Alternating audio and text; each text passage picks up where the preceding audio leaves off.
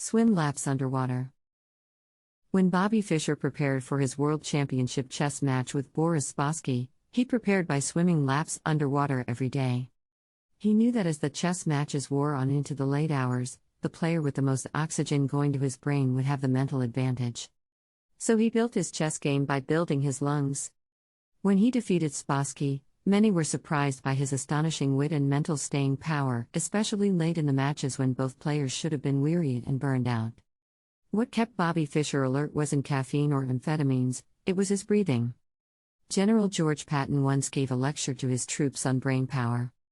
He, too, knew the connection between breathing and thinking. In war, as in peace, a man needs all the brains he can get, said Patton. Nobody ever had too many brains. Brains come from oxygen. Oxygen comes from the lungs where the air goes when we breathe.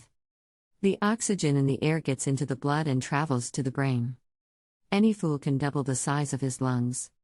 I learned about Patton's passion for teaching his troops deep breathing from Porter Williamson. I had once written a few political radio and television commercials that caught Mr. Williamson's attention, so he called me and asked me to lunch one day. Because he had identified himself as the author of Patton's Principles, I eagerly accepted his invitation, having coincidentally read the marvelous book a few weeks earlier. Williamson had served in the Army for many years as Patton's most trusted legal advisor. Williamson told me many stories about serving with Patton, and how truly extraordinary a motivator the general was.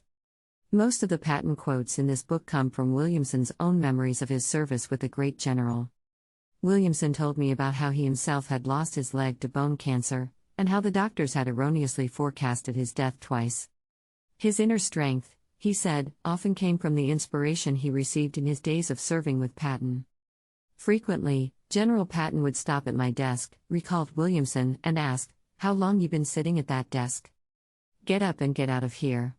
Your brain stops working after you sit in a swivel chair for 20 minutes. Keep the body moving around so the juices will run to the right places. It'll be good for the brain. If you sit in that chair too long, all of your brain power will be in your shoes. You cannot keep your mind active when your body is inactive. That one principle, an active mind cannot exist in an inactive body, became Bobby Fischer's secret weapon in winning the World Championship of Chess. Who would have guessed that swimming underwater would make you a better chess player?